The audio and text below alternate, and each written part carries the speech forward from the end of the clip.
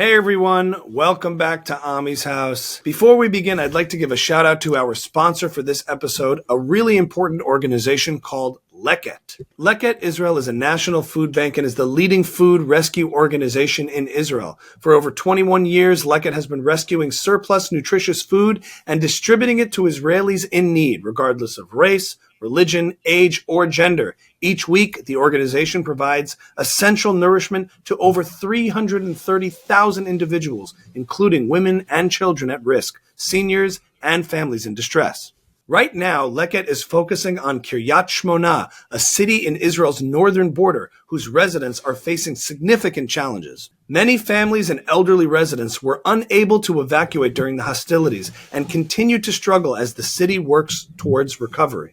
This Hanukkah, Leket Israel aims to bring light and warmth to these residents by distributing hot meals and nutritious soups throughout the winter season. Leket provides families beneath the poverty line with the meals they need. And remember, the poverty line includes people who are working full-time and still can't manage to put enough food on the table to feed their families. The end of the year is coming, and as you decide which charities to give to and take advantage of those juicy tax breaks, please consider this special Hanukkah campaign from Leket. A donation of $180 provides meals and soups for one Kiryat Shmona resident for an entire month. So let's show some solidarity with those on the front lines. Together, we can ensure they have access to essential food during this critical period. Now, Michael, I will tell you, when I was in high school, I used to mooch food off of people when I was done with my meal. It was kind of my MO. I'd scarf down a bagel, and then I'd look around and say, hey, that person's got half a pizza left. Right? That person's not finishing their pasta, right? Don't let it go to waste. Didn't want to go to waste. So I was the Leket. I would go around and just, I was like Kirby, inhaling all the leftover food. But now I think Leket is doing it for a better cause, right? Because they're actually taking that food and distributing it to people in need. I had already eaten a meal. In all seriousness, check the link in the description of this episode and go to our Instagram page and check out the link in the bio to make a donation now. Happy Hanukkah, everybody. Let's eat!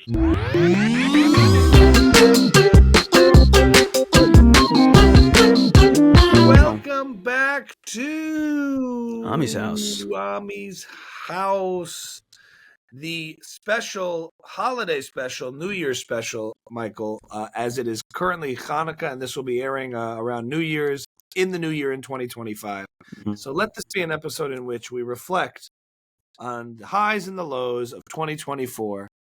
And I have some interesting perspectives on it in the way I perceive 2024. I'm sure you do as well. Let's get started. Okay, first, I want to start with a couple of stories that I bet you forgot happened this year. And before you do that, just to note, I think I can tell you why I forgot. Going into this, I'll set you up for this.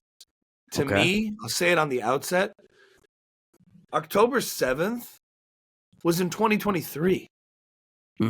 But because it feels like a change in actual Jewish history, such a sort of paradigm shift in like our community and our reality, I think that it feels like things started there. And because they haven't changed, it feels like that's one continuum. Right. Not 2023, 2024. I don't even remember what 2024 was. All I remember is this massive shift that took place on October 7th, 2023.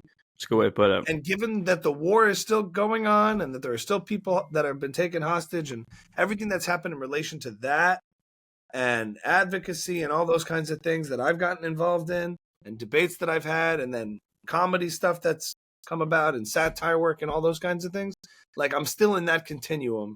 And I don't know if or when I'll ever get off of it, but it's hard to divide the year in those normal terms of 2023, 2024. I don't know how you feel. Right. Even the Chagim this year felt like in relation to October 7th to a year ago. It was all in the context of that. Yes. Okay. Because it's not in our past yet. So that's how I perceive the years. Now that you've gotten that out of your system, can I tell you the stories? Yeah. Tell me what I have forgotten. Because I thought it was connected because I don't remember. You're right. Like I definitely forgot. I'm joking. I was looking through the tops. Well, this is that is a good point. But I think whether or not October 7th happened, you also just these stories just kind of O.J. Simpson died this year. In 2024? In 2024, O.J. Simpson died. On October 7th? Just kidding. Yeah. Okay, in memoriam. Did you realize O.J. that? Simpson is dead? Yeah, that's what I'm saying. O.J. Simpson died. Do you remember all the jokes, all the tweets about it? Like, No. there were all these tweets about O.J. Simpson dying when he died. Like these kind of like crass, dark jokes about O.J. Simpson, like being with his ex-wife now in heaven. I think that was like the joke. You know what it is? It's like you're like going to personify these memes online that say, "Here's something you forgot." And they just know it. And there's something about that I just is so forgettable. Turn the brightness down on your computer a little bit. It's turning you into a total ghost. Oh, interesting. Yeah. Okay. Okay. Anyway. Yeah. Okay. Did you realize that the Katt Williams episode was this year?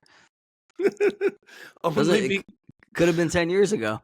Only because I just saw a clip of him on the feed saying, "What's 2025 going to look like now that you predicted everything in 2024?" He's like, "I think the reckoning has happened and now the healing can begin. We are entering the golden age and you will see the revelations come to light and you will see us heal and be revived." Something like that. He was. I didn't even put it together. The whole Diddy thing was kind of what he was saying, right? Everything. I didn't even realize that. But I never put that together.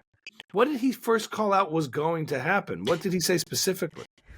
I don't remember what he said was going to happen, but he was accusing a lot of people in Hollywood of doing like coercing you into gay sex in order to get work. Mm-hmm. That's right, baby. Which is kind of what was happening with Diddy. Right. That was not far off, at least in the music industry. Katt Williams and the Diddy thing. Was there anyone else who was persona non grata for him, like Kevin Hart and stuff like that? They make you dress up like. Why do you think they wanted me to put on a dress? I said I would not do that. Right. I would not put on a dress, Bam. And it was like they've all had to go through this like rite of passage of putting on a dress and dressing. It could just be a coincidence, I think. But did anyone have a better year than Katt Williams? That's the thing. Like, did anyone have a moment that could have been as crazy and perceived as crazy and unhinged as one could have, that went from almost like perceived as totally valid and validated? In other words, that episode could have drifted off into, remember when Katt Williams went nuts on that show? Right. What a crazy kook. But this was 2024. And so instead of that, he became like the president. So instead of that, everyone went, huh? And then at least people are like, he seems to be onto something. Yeah. Like increasingly validated, as opposed to like some like crackpot, like wacky guy to be written off ranting. Then there was all the Jaguar Right stuff to follow, which I found hilarious. I made videos about it. Like, I missed all that. I missed that. Calling out the diddler.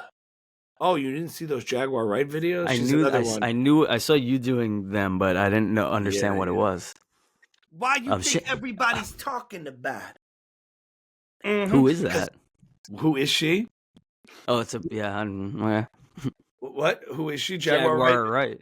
Yeah, black woman, R&B singer. Apparently in that scene, but never really made it. And she comes across a little bit like she's complaining about it, but really she's saying there's deep, dark things going on with Sean Carr. Like, I don't want to get implicated in all of it. Accusing, like, she's calling Diddy the diddler. Everybody knew what he was doing to that boy. Did you just say you don't want to get implicated in it? Yeah. Are you worried about people thinking you're going to implicate? No. Like, Jaguar Wright was on an episode of Piers Morgan and then was sued by Jay-Z and Beyonce for like making saying something public. For saying stuff. Okay. Like, I don't know if that would get me in trouble, but I just saw it. No. They're coming after me. I just I don't know why I caught myself in saying something. Just because they went after them publicly because it became you're not following the story, but it became a real hot topic that I think it would be the best thing to happen to your career if Jay-Z sues Ami Kozak and the best thing that happens with the podcast if Jay-Z sues us. Fine, all right, talk about it. Anyway, I'll tell you who had a better year than Katt Williams. Shannon Sharpe. Oh my God, yeah. Great year. Crazy. Great year for Shannon Sharpe. Stop. All right, that episode was amazing. Stop, Michael. Stop. Don't speak. Okay. Don't speak. The next story. We'll go through these quickly because we have the real stories to get to. Matthew Perry overdose. Yes. Not so forgettable. No, I thought that But it was sad. happened. I remember. This was also the year of Hawk Tuah. Let's not forget that. When it's all said and done, I think perhaps Hawk Tuah may be the most like resonant image of 2024. Yeah, and maybe of the time. It might be the last Yeah, time of the something time. like that. Is it the last time something like that happens, or the first time? I think it's the beginning of something something darker. So not darker, but we're entering an age of pure insanity in our entertainment and and in our entertainment and politics, and I think she's the beginning of something, not the end of something. It feels like almost a big bang of viral internet culture where it's like all condensed into one phrase captured in 3 seconds on one street interview that creates a career. But we don't know where that light will shine and how long that will last and all of that. Like, I don't know where the end is of that. Oh well, it's already ending for her. Tell me. She released Tuah coin or Hawk Tuah coin or something. It's like a crypto coin to all her listeners. I think at its peak it was worth like $400 million. Wow. And then quickly crashed to zero, and now she's being like sued for like cheating her fans. Tim Dillon has a really funny take where he's like if you are a fan of Talk Tuah, that podcast, you need to be stealing from those people. Those are the dumbest people in America, and you need to be taking their money. So she did a just righteous thing. She did the right thing. She robbed those who need to be robbed. She did the right thing. She lured them in. This is what you have to do. Yeah. And then and then the last story, the bridge that collapsed in Baltimore. That happened this year. Remember that? Totally forgot. Yeah, it happened. Michael, we should do these a lot, these stories. We should do these in every episode. This is really fun. A lot of podcasts like to cover the stories as they're happening, but what we do is almost a year after, we remind people that, yes, they did happen. We cover topical things, but not in this formulaic way, which is fun because you actually scour the internet for interesting, forgotten little stories here. I like the idea that they're forgotten. If you could find more obscure ones. Not the ones everybody's covering. Did you hear?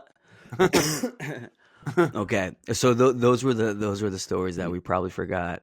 Here and now, let's go through the actual top 10 stories of the year. Oh, interesting. And I put these in some kind of semi order, but not really. But let's just go through them.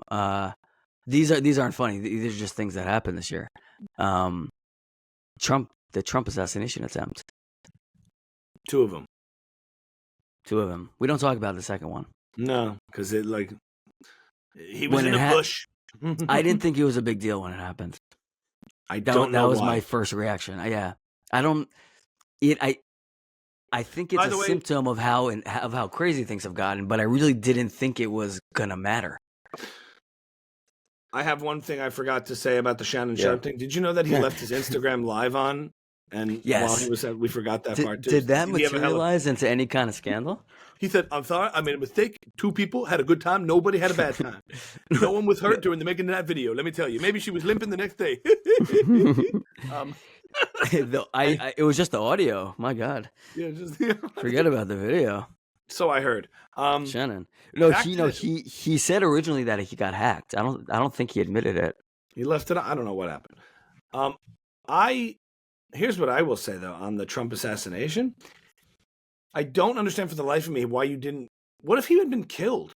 God forbid. Like, if it went an actual inch like this, and don't you think we would have been in the brink of civil war in this country? Like complete civil unrest? At the time, I literally was like, yeah, that was going to happen at some point. You were so numb to it all. But he didn't die. So like, yeah, I was pretty numb to it. What about now? Now, well, I was wrong. It was, I wonder, he really turned it around with the iconic fight. You know what I'm saying? Like the second attempt, no one really talks about because there's not a real story with it, and no one was harmed. But like the fact that he did get hit and he reacted that way, and there is that image now that we can talk about. It became a larger than life sort of event, more than just an assassination. It was about the assassination and Trump's reaction to it. I don't know. Yes. Maybe that's why with time it felt bigger. I don't know. I actually think with time, just like all the other stories you're talking about, the craziest thing about all these stories as we accumulate and talk about them is how fast they fall out of the ether. Mm-hmm. Like the fact that the Trump assassination did happen, within a week, they forgot about it. Everyone did.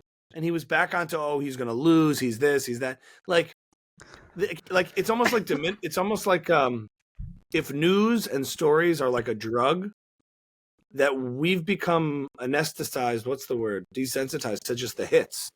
And we keep needing more. Like you take a huge hit of once upon a time in 1980s or 90s or 2000s. If you took a hit of a presidential assassination attempt this close, it would have been the story for months.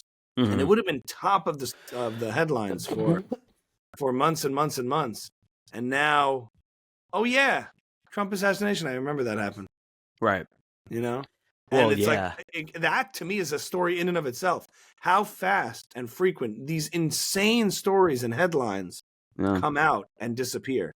Right. It's like we need these bigger hits, and our attention spans just spit them in, and we go, "Oh my god, that!" And then Biden drops out, and then it's was Kamala already anointed at that point? No, she wasn't. No, it was like a week later, 3 or 4 weeks. No, it wasn't a week. It was a while of people separating into don't look up camp. By the way, I while we're talking about the Biden thing and don't look up, don't look up. So don't look up is so there are these YouTube Shorts. So there are these things. It's like YouTube Shorts, but if a YouTube short is like a minute, you spread it out to like 120 minutes or like 2 hours, and it tells like a whole story over like the course of like 2 hours, and they play it in like these theaters. Yeah, they're called movies. So they play it in these theaters, and you can also watch it on your computer. So there's this company called Netflix that makes movies. I think you're autistic. Hey guys, thanks so much for watching. If you've made it this far, we want to let you know that Ami's House is now on Patreon. We love doing extra content, bonus footage with every episode. The best way to support us is to head on over to Patreon, become a guest, and support the show for $5 a month. If you like watching Ami cut me off, Patreon is Patreon.com/Ami's House for bonus content. Thanks so much for your support, and become a guest. They make movies. They're like long short form stuff. Think about it like that. It's like a long YouTube video. It's like a long YouTube video with one story. The movie Don't Look Up. It's like one story. Yeah. So there's a movie called. Did you see it?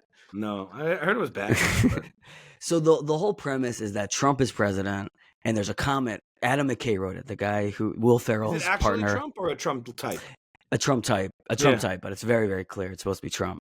Yeah. And there's a comet or an asteroid coming to Earth, and it's going to destroy Earth. And the whole right wing message is just don't look up, and you don't have to deal with it. Just don't look up. The whole critique, satire of the right is like they just got their head in the sand.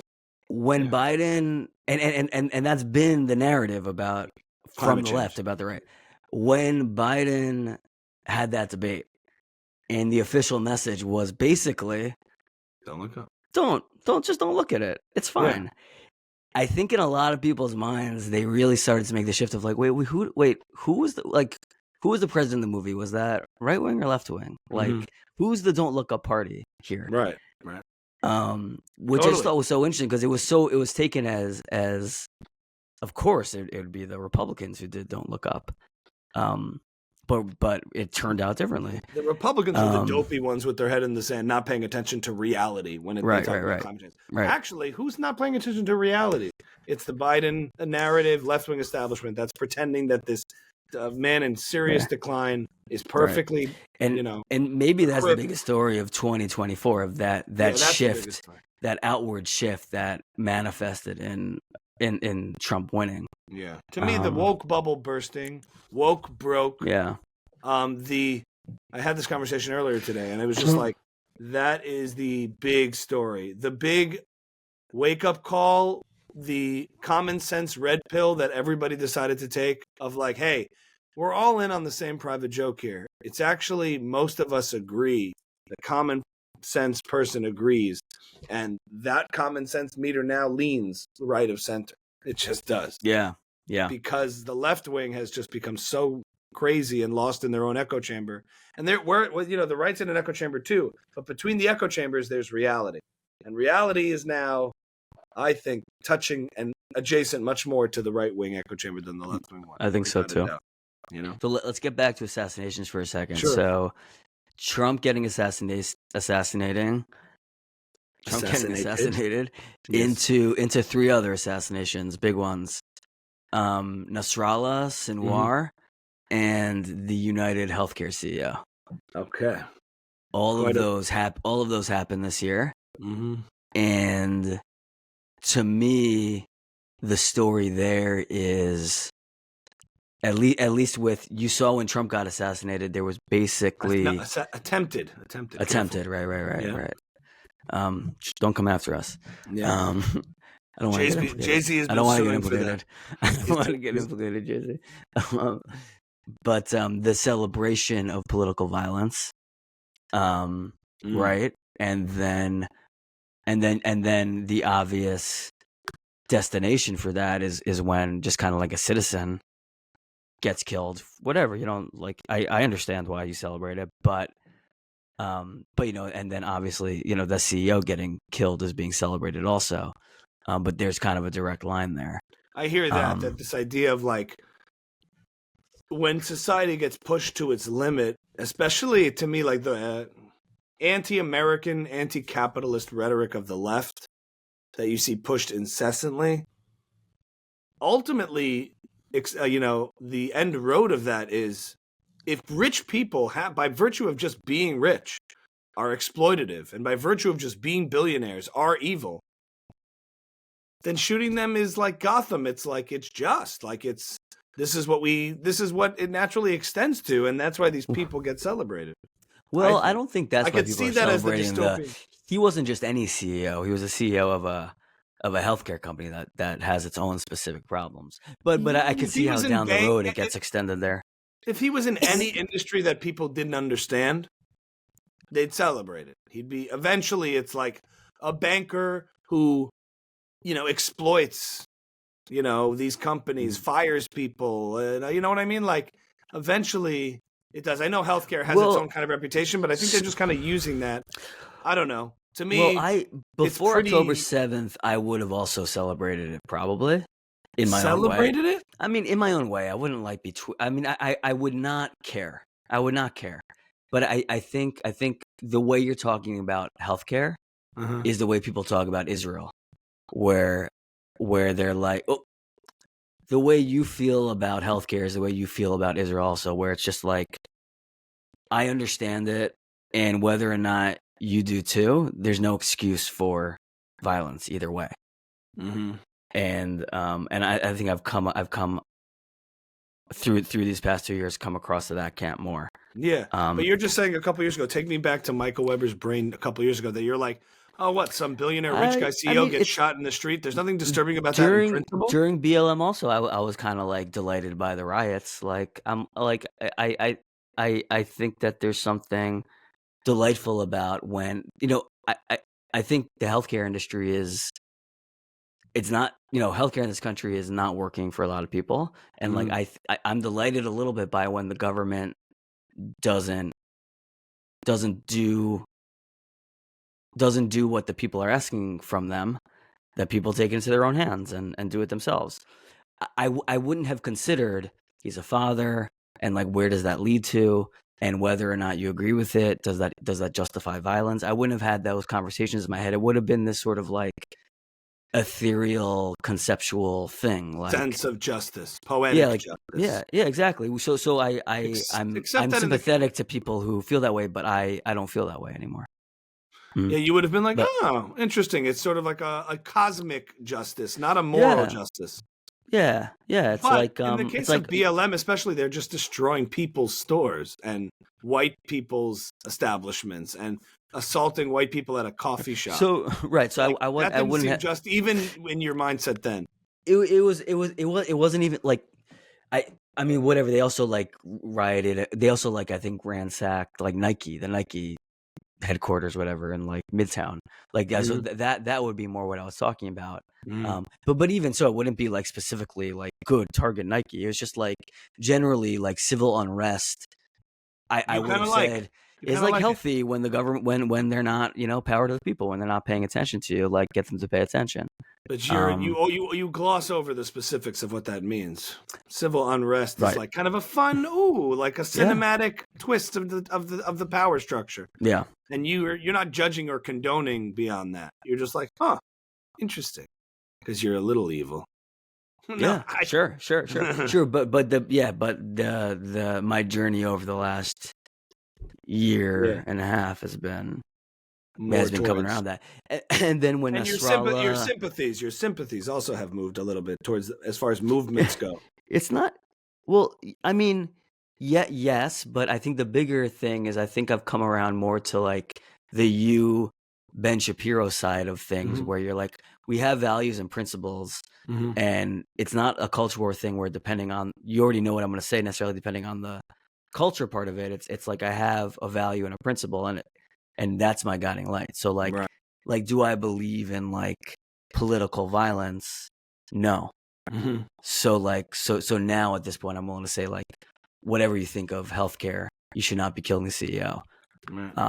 Whereas before I would have been like, yeah, it depends on the case. But it also, you know, once you peel back the layer on these movements, you realize, oh, your BLM folks are a bunch of monsters too, who, if you had the power, would do the same thing. If the powers were given to you, you're not more virtuous just because you're not as rich or influential. For sure. That's why you're after it. Just like what BLM decided to do with their stance on Israel, at least in those factions of BLM posting. Once the power seemed to shift on October 8th and they had a victory, all of a sudden you see this solidarity with, it's like the left and the right. That's not a signal of virtue necessarily. Like right-wing totalitarianism, left-wing collectivist movements operating along the same structures of seeking power over others. Yes, I mean, and I think that's also something that has been bridged, you know.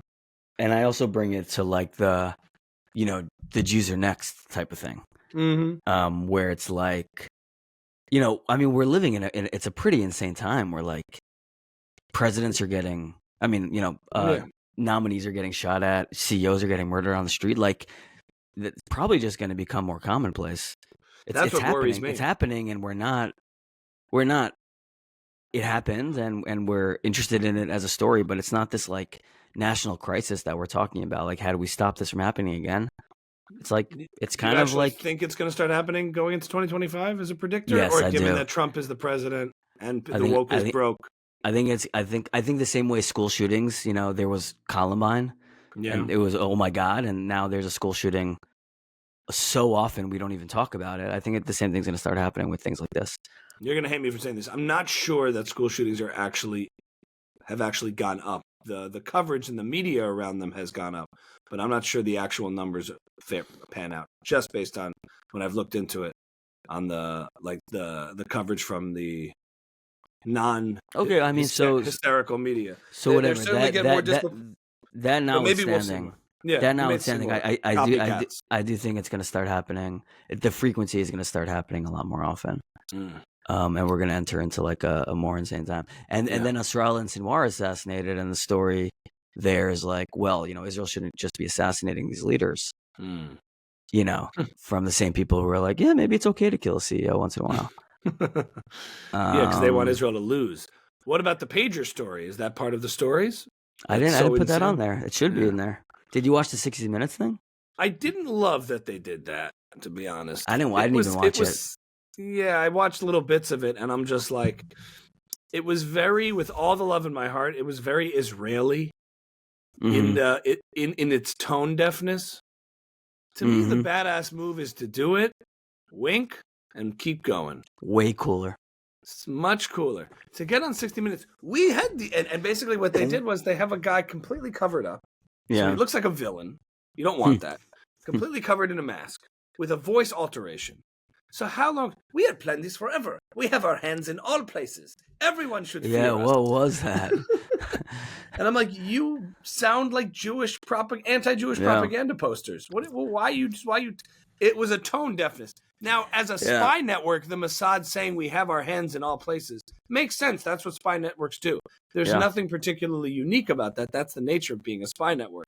But given all the anti-Semitic tropes, and probably like, I don't really care. It doesn't boil my blood, but I'm just like, if it's unnecessary, you don't have to do it. The power and the ingenuity speaks for itself. To go and brag before the operations are even over. We have this, but maybe they were trying to broadcast that we can continue this. Like, and also the language barrier. And it blew up a terrorist next to someone, but not the person next to it. This made me very happy to see. I was happy to see that it blinded some of them, but not all of them. And only in one eye was someone blind. So that way they could see the destruction that we have caused. And we will continue to cause, but only to those holding the pages. And we knew. I was happy for this. We tricked so many countries. I'm just like, okay, Idan, shut. And then they're also going on and on about how like we made sure only the terrorists would die and no one else would die next to them. But then other people did die. So like in a couple. So like it's just not like a thing to focus on. Like that wasn't foolproof. It was like a funny thing to like be bragging about.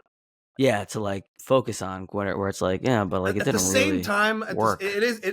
Also, look, if there was collateral, you spend all this time justifying collateral damage because it's a war, and then try to brag about this. That's a good point too. So I'm just like, you're setting yourself up to be discredited. Right. The second you point to a case where somebody did die who was innocent, and I'm just like, do what you have to do, win the war, be victorious. Don't try to flaunt to the Western media. You don't need to do that. Like, it seems like you're... I wonder why they did it. Look at me, mommy. Look what I did. Look at my school project. It's like, you don't need the validation from the outside world that hates you anyway. Like, you don't need it. And it felt like it felt very Israeli in that way. But, but it's really wild. The story itself is wild. Like, it's just so wild and incredible. And apparently, from what I know, I had the fortune of being able to talk with an actual commander recently. He did a presentation. And it's nice to hear a presentation. It was a little long, but it was like very thorough. And there's a couple things I've learned from firsthand sources. Because most of these debates that I've been engaged in, a lot of the press and stuff, is headline debate. This is my headline. This is your headline. And even though you try to think these things through, no one is speaking from experience. Maybe one guy is a former general thing offering some insight. But it's not based on information. It's based on consumption. You watch this algorithm, you watch this one, and people make their case. And I believe mine is the right one. But still, like, there's something about hearing from a commander who's like, oh, by the way, all those houses and rubble in Lebanon that you're seeing destroyed, no one lived there. They've been abandoned for years. They're filled with ammunition. You're like, oh, yeah, this house, all the stuff you see going down that may get Dave Smith all saying this is insane what's happening there by seeing that. And I'm sure he's seen other things too. I'm not trying to take that away from him, but I'm just saying if you're just looking at an aerial view of the parts of Lebanon in destruction with sad music playing, he says, oh, yeah, these towns have been abandoned for decades. Hezbollah's used them as a place to store ammunition, and they go into a residential home, but it's been completely outfitted with tunnels and structures and things like that. And this guy said that, and he shows me pictures like from his iPhone, not headlines and articles. As you can see, there was a story done in which there was evidence that blah, blah, blah. No, he's saying, yeah, I was there. I saw it. He said how they told stories of trying to save even like children in Lebanon, like civilians from the collateral damage. But the reason they don't publicize it is because oftentimes they put themselves in grave danger to try to do that, evacuate a building. And if one of the soldiers in the battalion gets killed, imagine trying to explain to their family back in Israel, here's what happened. We were attempting to save such and such as terrorists, cousins, and little kids in the house or whatever it was. And as a result, your loved one died. And therefore, those stories they don't really talk about. That's really cause fascinating. of death. They say it was friendly fire, which oftentimes it is as well. He's saying there's oftentimes multiple operations. Somebody booby traps a house and another set of soldiers go in and they're killed. Things like that. Like, he was just giving me the firsthand accounts of what's going on there. And so it gives me perspective on, like, when I see this destruction, I'm not as ready to concede even the points of the other side that, yes, like what Israel's doing, like to the extent of the damage or the precision or lack thereof. I'm still even more inclined to believe it's far more precise and far more thorough, and the civilian death toll with time will prove to be far less than what we're already accepting at face value. You know, and then I saw a guy also recently who said, like, he gave an interview to Vice Guard saying he was in Gaza doing thorough research on all that stuff, and was like, no. I mean, you know, I wonder. I mean, yeah, like you're saying, and like you're saying, connecting it back to the this is gonna be a stretch, but the healthcare CEO, yeah. The same people who are saying, like, arguing against you, saying that it's not precise and they're not taking care of civilian life. I see a future where the whole world, Israel is now dealing with a problem that the whole world will be dealing with in several years. Is now dealing with the problem? Is now dealing with the problem of, like, how do you fight in a densely urban area full of jihadists? Yeah. And they're going to be looking to Israel for answers in a few years. Right. So we've just seen the first targeted killing by, like, an Ivy League person who went nuts. And this is how it manifested. He killed a big CEO on the street in New York City. Is it such a stretch to say a couple of other people are going to go nuts? And, like, because in their time in college they were involved in, like, the encampments, they decide to go another way to, like, in their insanity. And, like, God forbid one day, like, something happens in a cafe or something. And then all of a sudden the Dave Smiths, who are like, what Israel did in Lebanon was so awful, are now like, well, how did America now go into, like, Dearborn? Like, there's something going on in Dearborn. How does the American Army deal with that or something? Right, terrorist cells. And I don't think that's a 2025 problem, but I don't think it's crazy to think, like, in Amsterdam in 2030, that's going to be so insane to think about. Right. Yeah. Anyway. I was just, how did we you were talking about Nasrallah and all these things in the Patriot thing. He basically also mentioned to me that he knew a lot about, he was involved in the intelligence regarding the Patriot things, and there's a lot more things of, like, that nature that he can't talk about, or to that level of thorough intelligence that are in place. So very cool. You ain't seen nothing yet, baby. You just ain't seen nothing yet. Down. And then lastly, to wrap things up, yes, the biggest story of the year we haven't even yet talked about: the drones. Yes. Okay. I have drones are still happening. Yeah, you know what it is? Yeah. Have you seen them, by the way? I have not seen a drone, no. I think I saw. I don't know what I saw, but I looked at the sky for a while the other night. The first thing I always go to is, like, the typical skeptics I follow who don't believe any of this stuff and say, okay, how do you square this one? And a lot of, like Michael Shermer is a big one I follow. Runs the Skeptic Society. He debunks conspiracy theories all the time. He's like, isn't it amazing what starts to happen when people just start looking up at the sky more than they usually do? He gave a very unromantic response. He's like, you start looking up at the sky and pointing telescopes, and then it starts to catch on in the media whenever they run with a story, and then suddenly everybody starts seeing drones. And then he gave a little map of what would everyone would think is a drone, and it's actually things that are there all the time. That was his answer.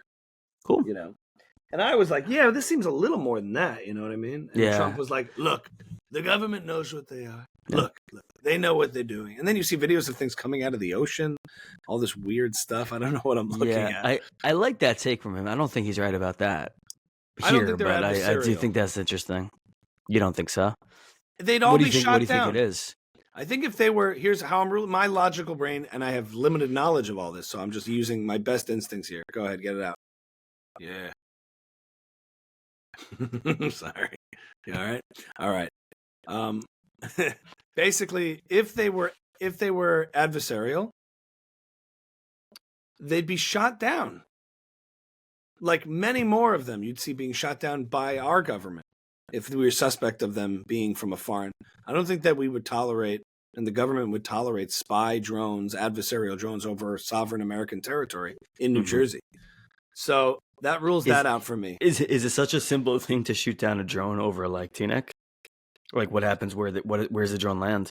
I think it could be taken out and collected by local authorities or whatever. I just don't think they would just like not. How do you anything. shoot a drone out of the sky over my house? Like, I don't want you shooting a drone over my house. I think that they would be pursued. You'd hear much more stories of that kind of thing. Like, we just haven't heard any of that. I don't know if it's maybe over your house is an issue because it's a residential area, so maybe not those. But all of the drones, these drones that they've been talking about, I feel like would have been at least confronted in some way. And I haven't seen any coverage of confrontation. So that leads me to believe they're not adversarial. Just because they haven't shot them out doesn't mean they're not adversarial. I'm gonna go you on this one. Yeah, I don't know the name of that. Just because they haven't done it or haven't been able to doesn't mean that they're not adversarial. If you're like an unidentified object in American airspace, you get shot down, and you don't identify yourself. You get shot down. If they can shoot it down and they want to shoot it down, but just because they haven't done it doesn't mean it's not. The fact that I haven't seen a single case of it. If I did, I'd think, okay, maybe there's something. It leads you to believe that they're probably not adversarial. Yeah, it leads me to believe they're probably not adversarial. The next thing is, okay, are they our own government testing things? And that seems more likely to me that it's military testing near nuclear sites, or that possibly there was a break-in or something in some nuclear facilities in the country, or a security breach, and they're using drone technology to find something or seek out radiation. Like, maybe these areas are where there's nuclear facilities. We just don't know, like hidden nuclear sites. They're undisclosed, I think. I don't think we know where they are. And maybe they're like there's a security protocol that's been in place for a while to use these in case of an emergency, that something's been breached. In that sense, it's adversarial, but the drones would be the United States. That we would be using them to find something. Or that they're just testing something, but that they're on our side, essentially. Their technology coming from us. And then there's the drones, and then there's the orbs. Yeah, the orbs. But the orbs is like this weird light in the sky, and who knows what's going on there. I can't draw the conclusion that there's no logical explanation for why it would be emitting that. I mean, I've seen freaky things in the sky, and I'm like, it's exhaust from the plane. Like, okay. So what's your third? Then what's the third thing? The third possibility is what you are trying to say is that they're alien. I'm not trying to say that. I'm not trying to say that. Do people suspect that it's alien? I don't think so at all. Like, that's the least likely to me. The part that I think is interesting about all this is your first point that, like, if they were adversarial, like, there would be so and so response of, like, the question of what would happen if there truly were, like, an unknown phenomena happening all around us, and the government truly did not understand it and did not know what was going on, and could not control it. What would they do? What would they do? They how would they respond? They would, the first thing they would probably say is, like, we know exactly what's going on, and you have nothing to worry about, and you're fine, and don't worry. If it was a problem, trust us. We'd shoot them down. If it was a problem, trust us. You'd know. If it was a problem, trust us. We'd know. That's kind of what Trump said. That's kind of what Trump said. Trump said, "Look, the government knows what they are. They absolutely I know. So they would knock them out. They would take them out so fast out of the sky. They would knock them out." That's what I'm saying. The scariest part, the scariest possibility to me is they're really just out of their depths, and they don't know what's going on. The scariest take on it, I think I heard, was Tim Dillon was talking to Joe Rogan, and he was saying that the next few weeks are very precarious because Biden's still president and Trump hasn't been sworn in yet. And, like, if somebody wanted to attack America, now would be the time. And so I kind of think it's like a Chinese thing, and they're just trying to see how we react. Like, what happens if you create confusion? Can you create confusion on a mass scale just by doing something like this? That's kind of really what I think it is. The other theory I've heard is, like, it's private sector drones just doing their thing, and everyone's, like, noticing. See, I don't think it's like something that the government just can't tell us about. Like, it's some company or some program that the government, like, is just letting us run around in circles because they can't make any kind of statements on. I don't really think that's what it is. There's drones, you You think they don't know? I think, yeah, that's kind of what I think. And then I think You the think orb the Chinese thing government's like, may let's be see alien what in they do nature. if we send our drones and do nothing. Let's see what they do. Yeah. There's like a ton of science fiction stories about that. Like Yeah. that's all you need to do, really. Just drive people crazy, and they'll kill each other. Yeah, that's what that movie, which was the worst movie I've ever seen in my life, with Ethan Hawke, The End of the Road, or what's it called, produced by Barack Yeah. Obama. I'm done with this place or something. The end of I don't want to live. I don't want to be alive anymore. I don't want this anymore. no, I gotta I'll look that find up. it. Ethan Hawke, Julia Roberts, movie Netflix. Leave the World Behind. Yeah, Leave the World Behind. Right, exactly. Worst. Yeah. One of the Maybe worst that's where I'm films- getting it from. One of the worst films I've ever Really? seen. Yeah, Wow. and I'm Yeah. sure you liked it. So you have Did seen you? a movie. Did you see it? I did see it, and I have different rating scales for movies than you do. I thought it was a worthwhile movie. I just thought I didn't like the end, but I liked everything else. That's what I'd say. there was nothing, and that was the point. It was like, what happens if you just don't know, including the plot of this movie? It gave you no answers. It sort of breaks the fundamental rules of storytelling. You know who produced it? Barack and Michelle Obama. Yeah. And it was just bad. I mean, it was so bad. It Can had I- no answers. It gave you all this confusion, and that's the point. We don't know. What would we do if we didn't know? It could be anything. It could be a hack. That's how you're feeling now. That's informing your whole view now, which is like, we don't know. Well, there's the drones, and then there's the orbs. I think those are two different things. Yeah. I also think it would be high time for the aliens to start making contact.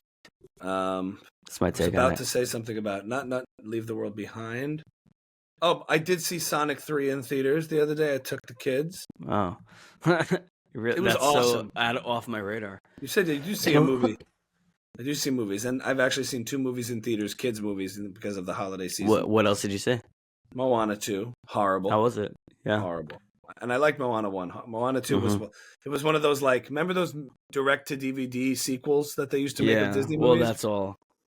It was That's supposed what to be a this- TV series, and they cut it up into a movie. This just felt like that, like worse versions of the Yeah. And it's so funny. The background of Moana 2 is funny because Lin-Manuel Miranda's great songwriter and was like the heart and soul of the first movie with the music, was not on this one because he was working on Mufasa or whatever. Mhm. Like, it was supposed to be a TV show, different budget, and then they turned it into this movie. And I could just see the background of this. They brought on to do the music, and I followed the stuff geekily. They brought on these 2 girls who made a Bridgerton musical on TikTok, and it went viral. Okay, now, I don't know their musical background, but I'm just going to prejudge and make presumptions here. Like, I am sure these executives were like, oh my gosh, we have to bring in these 2 girls. They made a Bridgerton musical. I love it. It's on TikTok. It's so brilliant. Not realizing that the skills to write song score, songs for picture and songs for movie is a whole different thing. And it's a whole different craft and sensibility than just one cool thing you did on TikTok, which all the credit to you for doing that. Like, you were able to do something clever and creative in one context, and then somebody was like, let's just like have them do it. It'll be a hit, just like their TikTok viral video. I just have this feeling that there was chatter like that, and it's showcased in the movie because there's musical decisions made that make no sense in this movie. What? It's hard to explain, but even the style of writing, the musical compositions are completely out of the sort of genre space of Polynesian island style music. Mm-hmm. They sing a song that is like more fit for like Western Broadway. It doesn't make sense. You would never do certain chord changes and certain things and arrangements writing in this style. So it just kind of violates the context of the movie of what you're in. You know? Were you just like whispering this into your son's ear the whole time? It's like, shut up. No, I'm just watching this and I'm like making these faces. And I know that everyone's like, the music just seemed like off. Like, I don't know. It felt like it wasn't. I'm like, yeah, there's a reason for that. And like, that's a big part of it. Like, the songs I thought were kind of subpar also, but even in the way, like, I've been in these scenarios enough, like where you're writing and trying to write and solve problems and with creative problems and trying to make things work and why something doesn't work. So I was like, yeah, that little chord change there, like you would never do that if you were writing in this style of music, of Polynesian island music. You're doing a Broadway chord progression here. This is a totally. Can I ask you just quickly what is a Polynesian chord progression? What does that sound like?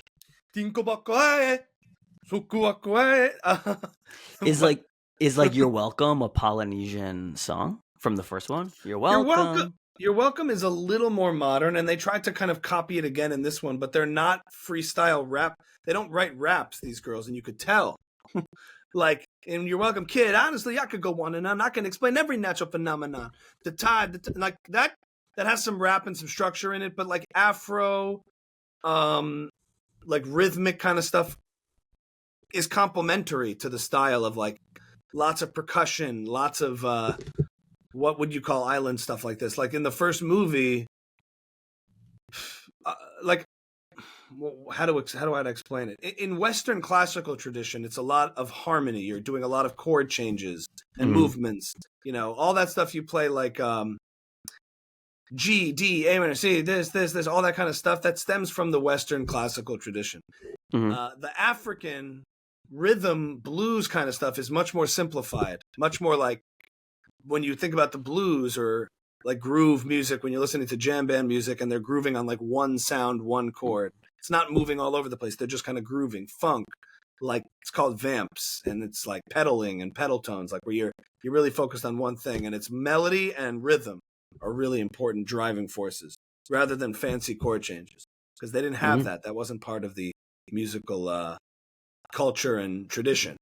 When they fused in the States between blues and slave chant music and evolving into like jazz and sophisticated music with Western classical music, that's where you get the music that we have today here. So one more question. I would never have picked up on it. That's really cool to hear you talk about it. Yeah. But obviously, I would assume the higher ups at Disney, like, so they bring in these Bridgerton girls. They do this. They take this approach. How does it get past like, guys, this isn't what you do here? How do you think it just gets all the way into a theater? I've asked myself that question for all sorts of props and movies. Like, how does that writing get through? How does that line make it in? It's so cheesy. In the scheme of things, there's all sorts of reasons. Too many cooks in the kitchen, not one expert master of, tons of people who know a little bit about a lot of things, but not enough about one thing, where you just the wrong choice or just like with casting, you're casting actors and they just don't deliver, or a writer who just doesn't deliver. Like the story, parts of the story get shaved down and then things don't make sense. It's the same thing here. If you're casting the wrong sort of musical choice of who to create like a sound bed for this movie and a song score. Interesting. Like it, also they're not like the worst things in the world. You're listening, you're like, okay, but I'm just being sort of an elitist critic from a critical ear here of why it doesn't land. And I think that's one of the reasons. But they didn't ask me. Well, it's an interesting dig at Disney. Like maybe they're not quite as organized as they used to be, or their or it's TV, like movie, film departments have not been pollinating well. Or this scramble to go from TV to feature and try to do a cash grab on that has its like cracks that people fall through, and one of them was probably like, okay, we'll keep them on because they were contracted to do the series, which is a different thing. Maybe it was going to be different songs, and we'll just have them like, who knows? It's a lot of conjecture on my end of figuring out how that kind of stuff happens. But yeah, I mean, there's all sorts of reasons, I'm sure, because it's such a huge operation that they don't have a musicologist or somebody on board saying, this doesn't work for this kind of thing. But anyway. And Sonic was a good movie? Sonic 3 was awesome. Those are good movies? Sonic 1 and 2 were okay. And Sonic 3, maybe I just had caught me at the right time in the right mood. I took the kids to see it. Like we all went. Christmas Day, Jewish family tradition kind of thing. And I'm just saying, like, the animation, the sound, the music, the like sound effects, direction, like how they like did the scenes with the CGI. I think it crushed at the box office if you're interested in those kind of metrics. And then Jim Carrey was like, Jim Carrey plays the villain, Dr. Robotnik. I don't know if you know the Sonic lore. I do. And he was hilarious, like funnier than ever, like back to his sort of roots. And it was just really. Wow. It played on sort of the 90s arc action movie of a sequel where they actually had a villain who they made sure to infuse with a little bit of story and purpose as to why he was bad oftentimes these DC movies and stuff will just have a villain who just, I want to destroy the world, and there's no reason, and he's just this destructive, powerful being. But that's not what makes things compelling. The villain in this one actually had like a little bit of, at least they had the attempt to do that, to make it a little more moving, which was what makes a movie good, and has a little bit of momentum. It was just, and I'm like, the scenes were just CGI wise were pretty sick. If you care about that stuff, I care about that. I mean, it's not as the most important part of the movie, but it had a little bit of that '90s corniness and cheesiness, like family movie. But I gave it high marks for me. I was like, that was awesome. It's a world I don't know about. Yeah, you will. Going back to the movies, I hadn't been to movies in forever, and I went to two recently. I want to see The Brutalist is on my list. Anora is supposed to be really, really good. Have you heard of horror any film? of this? The horror films? Anora, no, that's Nosferatu. I want to see that also. I don't know. I don't like horror. I don't know. Well, this director is interesting. But The Brutalist is about a Jewish immigrant who comes to America and becomes like a big architect, I think. And it's your boy, Adrian Brody. Oh, it's supposed to be really good. You're going to see the Bob Dylan movie? I'm not going to go to theaters, but I'd like to see it. I'd very much like to see it. It's probably perfect for a plane. Yeah. Perfect plane movie. Like when you see that come up in your seat, you're like, yes, this is what I'm watching.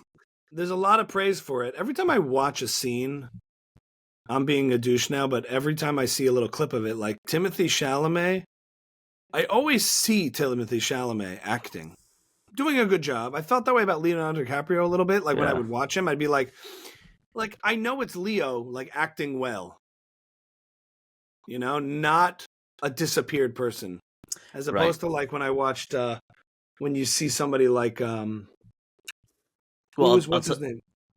What's Daniel the guy's Day-Lewis. name? Daniel Day-Lewis, or even the guy who did The Darkest Hour, won the Oscar for it. Oh, that anti-Semite. No, he is. Yeah, he is. No, he is. The guy who did The Darkest Hour. He has a lot to say about Jews in Hollywood. Who are you talking about? The guy who did The Darkest Hour. The main actor in it? That guy, yeah. Who played guy? Who played Winston Churchill? Gary Oldman. Gary Oldman. Yet to be knighted. Gary Oldman has a lot to say about Jews in Hollywood. Well, he's a brilliant actor. Yeah. And he disappears into every role. Like, I just don't see him. You know what the test is? When you talk about the movie, do you say, and then when Brad Pitt did this, or do you say when that character's name did this? You say Forrest Gump. You don't say Tom Hanks. Yeah, exactly. Yeah, so I mean, that's like a big character, so maybe that's not the best example. But every time, except for like in Django, he was real. Like, I'm not saying that like Leonardo DiCaprio's not a great actor, but I always kind of see him. Just like I always see Timothy when he's acting in some of the stuff I've seen so far. It's a good performance, but I see him doing it in a way. I don't know.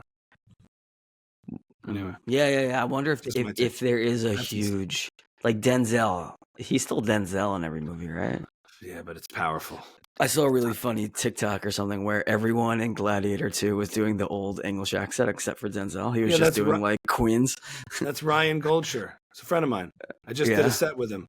Like, maybe you sent it to me then. Maybe that's what it was. I too will fight for Rome. I will fight for Rome. We're going to fight for Rome. yeah. Maybe that's what it is. Yeah, in his case, it's powerful. One thing I heard about the Bob Dylan movie and researching it is like he taught himself guitar and singing, and they recorded all the music live. No tracks, no pre-records. In other words, everything you watch is like they did like 88 takes until they got the right one. Oh, cool. In other words, like what you're watching on screen is what's happening, which is pretty very cool. Because oftentimes these movies, all of a sudden, it's like, and anyway, I'll play you a song, and there's this like big track playing. You're like, what is happening? This looks off because there's like a synced pre-recorded track in studio that was done. I wonder how, like when they hired them, like when they hired Timothy, they had to trust him that he'd get really good at guitar. Well, I think it's been 5 years. I think he's been doing it for 5 years, like working on the role. Right, but I'm saying, like, they probably offered it to him. He's like, "Don't worry, I'm gonna get this," and they're like, "I hope so. I hope you get it." And then he did. Exactly. He's not like Jamie Foxx. You're like Jamie Foxx. You'll get Ray Charles. You'll be fine. The story with Jamie Foxx. I don't know Timothy. Well, Jamie Foxx was hired anyway, and when he sat down with the director to like do stuff, he was like, "So don't worry, we'll film someone else's hands, and then we'll cut to." He's like, "Oh no, I got it." And he starts playing. They're like, "You play like classically trained pianist and blues." They didn't know cool. when they cast Jamie. Oh, that's cool. To play Ray, and all of a sudden he started like sitting with Ray, the actual Ray, and they were jamming. It was totally cool. Anyway, a lot of biopic subjects die as the movie comes out. I hope that doesn't happen to Bob Dylan.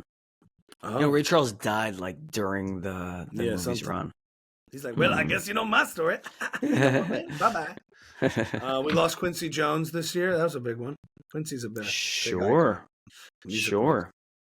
Yeah, he broke Will Smith. He Fresh Prince is his show. Yeah, executive produced. He made the Fresh Prince of Bel-Air. Do you know what he's most famous for, though? I mean, it's funny you say that. Rashida Jones, his father. Anything else? No, he was Frank Sinatra's band leader, right? Yeah, getting closer to the big stuff. He did his arranging, but also you can't separate Quincy and Michael Jackson. That's right. Hey, see? He was also Ray Charles' trumpet player at some point, but he just had such a career. Yeah, he produced Thriller, like one of the most best-selling. These guys are amazing. Like the guys that age who like grew up in born in the 40s, like the amount of life that they lived is astonishing. An impact of today's culture, like how much they shaped the culture we live in from entertainment standpoint is wild.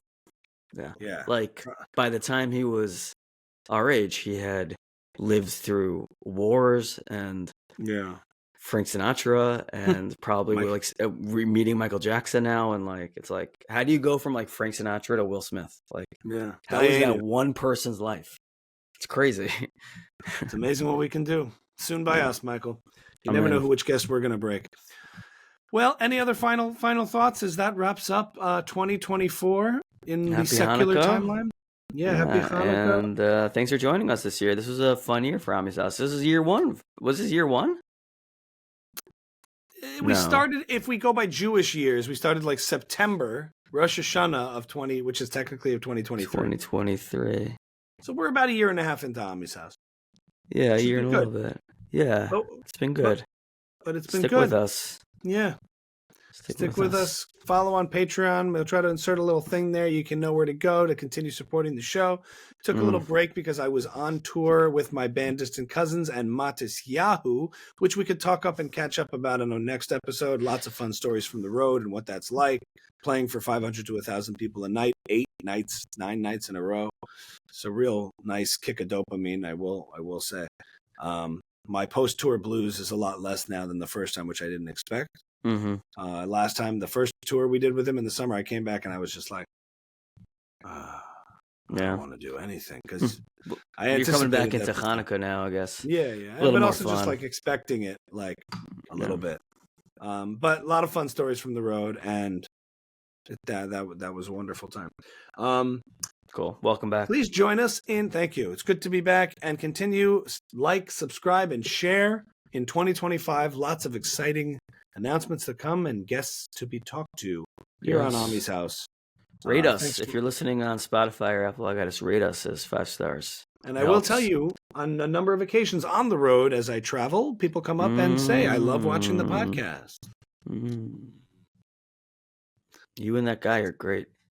So people are watching, and I'm glad, and we both are really appreciative of the positive feedback we get and the negative. Lionel episode is just getting eviscerated for some reason, but the feedback is really valued. We really appreciate those who are real avid listeners who've been joined and been listening to us for a long time. It's very much appreciated. Our Spotify Wrapped was exciting. There's like a bunch of people who really do listen to every episode, so thank you guys for doing that. Appreciate it. That was cool when you shared that with me, of like the people who are really in it. Yeah. For a fair amount of people, we are what they listen to. And that's very cool. Yeah, we do what we can do, and you should be getting your news from other places also.